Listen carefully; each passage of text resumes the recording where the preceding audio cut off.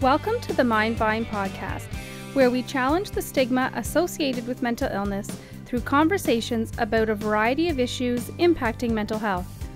Here we bring you news, views, and interviews that intrigue, educate, and celebrate recovery. Leading us on this journey are the hosts of the Mind Vine podcast, Darryl Mathers and Chris Bovie.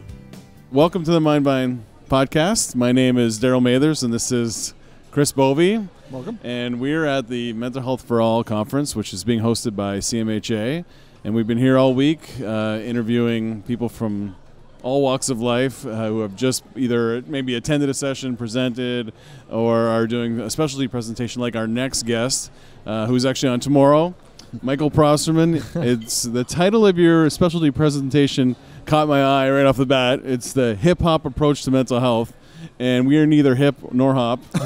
And so it's kind of intimidating talking about this, but I'll let you, in your own words, tell us a little bit about your presentation. Yeah, so tomorrow I'm going to get into a bit of my own story and my experiences with mental health, but also the work we do at Unity Charity using hip-hop to improve young people's lives with the goal of creating healthier communities. And how we do that is we offer free programs to young people aged 12 to 24 in underserved communities across the country. And as a breakdancer myself, I use dance to sort of deal with the stress that I had in my life as a teenager, not consciously at the time, but looking back, it was really a tool that I utilized as a young person. And I decided, I want to share that outlet with other young people. So started Unity almost 15 years ago in grade 11 in high school. And wow. I'm still here, and still doing it, which is obviously evolved leaps and bounds since those initial days.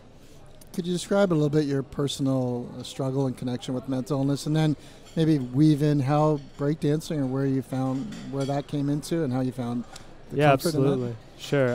So as I grew up, my mom battled through schizophrenia as I was growing up. She sort of had an onset of it when I was a younger, maybe 5-year-old, 6-year-old. A lot of it was sort of covered by my family. Like my dad would, she'd go into the hospital and we'd, every time a new sort of drug was tried, there'd be a sort of a relapse and we would visit her, but I didn't really entirely know what was going on. And then as I got a bit older, my parents split up and at around 13 years old, and I was moving back and forth between the two houses every 3 or 4 days or whatever. And when she had that episode, I was more aware of what was going on because I was taking her to the hospital and seeing her sort of staring through me across the table with all these drugs that she was on. And thankfully, eventually she found the right balance of meds. And, her doctor says he shows up to work because of her, having been so far, in trouble, and now actually living a pretty normal life because of the right balance. So that's really beautiful. I love my mom. She made me who I am, all positive stuff. And I think, I thank her for that experience because I know a lot of people who, live these perfect lives and don't really understand the contrast of what it means to experience real life. I mean, this is one part of real life. So I decided, as I was a young person, channeling all that anger and stress that I couldn't express. I was a pretty quiet kid, and I didn't express it positively or negatively. I just bottled it up inside, causing my own physical health problems because I would not release this stress. And I found a breakdancing crew that I joined when I was 13, right around the time I was really sort of being there for my mom. And we got to travel the world and compete, and I was in TV shows and joined Cirque du Soleil and all sorts of cool stuff. Wow. But I decided I wanted to go to York University and actually pursue building Unity Charity as an idea to help more people with, sort of the same thing, but obviously in completely different context than what I was dealing with. So, what was it like? That's a lot to deal with when you're 13 years old, and not quite understanding, certainly the mental health system or mental illness, dealing with a lot. What was it like to find something that you love, like with dance at that time? Like, I mean, I honestly would say that it was the thing that kept me sort of present and good, like okay.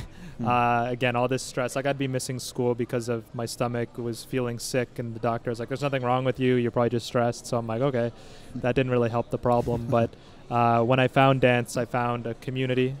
I found a group of friends who are still my brothers to this day, that I can trust and hang out with, and just sort of escape the, you know, for lack of a better word, madness of what was going on in my house. And then and I had an outlet. I had a positive outlet for the things that I wasn't expressing in any other way, because I had no other opportunities to do that. My mom, you know, sort of encouraged us not to talk about it, because back in the day it was pretty taboo. I mean, it still is, but like, you know, that was a challenging thing for me, is sort of being said, don't talk about this thing, and you know, that having sort of implications on me sort of holding it in. So not realizing it, I was expressing it in a different way. And when I started to become conscious of that expression, I said, hey, a lot of other kids are probably dealing with similar things. And as I started to talk to people, realized they were, but in completely different contexts. Maybe, you know, their parents were dealing with stuff. Maybe they were dealing with stuff personally. And oddly enough, the way life works, full circle comes around the sun. And recently, my family's had an array of health challenges over the year, but recently I've actually experienced anxiety personally. So I look at it quite ironically, and, you know, I say, better this than something else, and I'm sure one day something else will happen too. But it's taught me to really live a new existence and really understand mental health issues from a personal experience, and that has been kind of intense, because at first you're just freaking out and you're like, what the hell is going on? I can't go to work. I'm gonna have to quit my job that I founded and started myself. And then all of a sudden you're like, wow, there are things that you can access, like psychologists and you know, drugs, if that's the thing you want to do, mindfulness, meditation, CBT, all that stuff. So this is stuff that I sort of began to pursue in the last 9 months, and it's been really helpful to me. I mean, it's not perfect. I didn't necessarily sleep last night, but you know, I'm here today and trying to be as present as I can be. So, and that's tough for someone at a young age, because you know, the system obviously was trying to look after your mother, but at that age, you're not really cognizant of, I mean, you know what you know, like, so you don't know you're dealing with all this stuff, or that you should ask for help, or people are cognizant of, okay, you know, and hopefully we're getting better, but programs like yours are so key, because we can't forget about the families and the kids that are that don't necessarily have a voice or an outlet for what they're going through, even feel like someone should be there for me. You just don't know. You need someone to reach out to them and say, how are you doing, right? And pull you aside, and that's what's great about what you're doing, right? Thanks, man. Yeah, and I think that's kind of vital, and it's sometimes, you know, obviously the emergency services have to be there. You know, the medical system that exists is the vital organ to, you know, serving people who have these conditions, but we need to just sort of drive more efforts to engage people, not just in like a, let's talk about this, because people don't even know where to start. Yep. Honestly, it's actually like, let's just come together around something we enjoy doing, and then not tricking people into building a community, but really they are becoming part of something that's bigger than them. It doesn't cost money.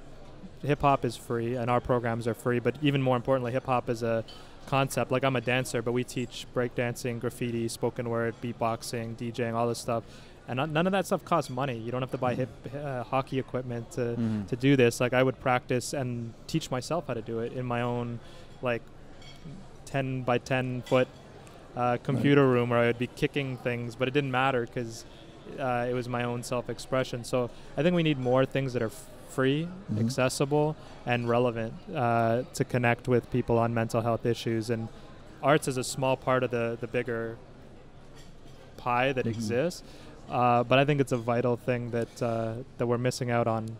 Well, and we've done talks on arts before, and I always sort of lament or get upset when schools often, when they have to cut programs, cut the arts. They may protect the sports, but they cut the arts, and I think arts are for everybody, right? Like whatever, if it's dancing or music or traditional or painting, like it's expression, right? And we all can express. And I kind of hate that, if someone's in school like you were, and that was the one thing that maybe hold them together, that we've kind of removed those from, they're the first programs to go. Yeah, no, 100%. I think that's, anything that's hard to measure is the first thing to be cut. And for that reason, we measure our programs extensively, because we want to be a leader in proving the case that arts can have impact. Mm-hmm. And that's not just working in our own sort of microcosm, in our own sort of silo. In fact, our biggest way forward with Unity now is partnerships. So we're working with Boost Youth Services, who works with young people who've experienced trauma and abuse, and just developed a 10-week trauma-informed dance therapy program that got funded by Health Canada, and Ryerson's doing all this research around it. And I think it's going to be, like a world leader if this proves to have an impact, of something we can share internationally around using dance to actually work with young people who are experiencing trauma in their lives, and that's directly connected to a lot of mental health stuff. We're working in talks with CAS, with Kids Help Phone, there's a vast network of organizations that I think some of those organizations need to start reaching out and talking to arts groups, because we got sort of pulled into that Boost conversation. We're like, why are we here? And then we start to realize that, some of those traditional mental health serving agencies are actually looking to become more relevant, and in partnership, we can actually make a really big difference. So that's great. What does your mom think about what you do? She's proud. I'm proud of her. She's proud of me. It's pretty reciprocal. I think as I've gotten a little bit older and past sort of the 30 mark, I've started to realize how simple it is to just not be selfish and acknowledge my parents and how important they've been in my journey, and how much that means to them, my grandparents too. So I really try to, you have your moments where you're busy and you don't answer your phone and whatever, but I really go out of my way to try to just say those extra points that I know get her through the day, because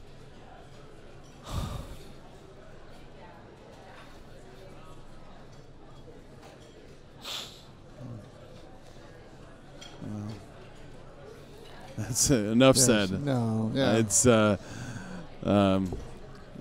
we think what you're doing is great. It is, and I'm sure the impact that you're having on young people is phenomenal. So thank you very much for taking the time. Can people want to learn more about your project? Where do they go? No, thanks. Sometimes I do that. I just that's sort okay. of break down. But yeah, you can check us out at unitycharity.com. But just sort of on that last thought, I can sort of get my shit together here, focus. But I at that time, my mom sort of said to me, I was one of the one things sort of keeping her going. And I think if I can just say a couple nice things, that doesn't do anything to me, So I think that acknowledgement on both sides is really vital. And, I love my mom. She's amazing. Super proud of her. If you want to check us out, unitycharity.com. I learned crying from my dad. He cries when he sneezes. So this is not a bad thing. It's no, this is great. Real men cry. Exactly. Well, thank you very much for taking the time, and keep doing what you're doing. Thanks, man. Thanks for that. I don't know where that came from. That's okay. Begins and ends with hope.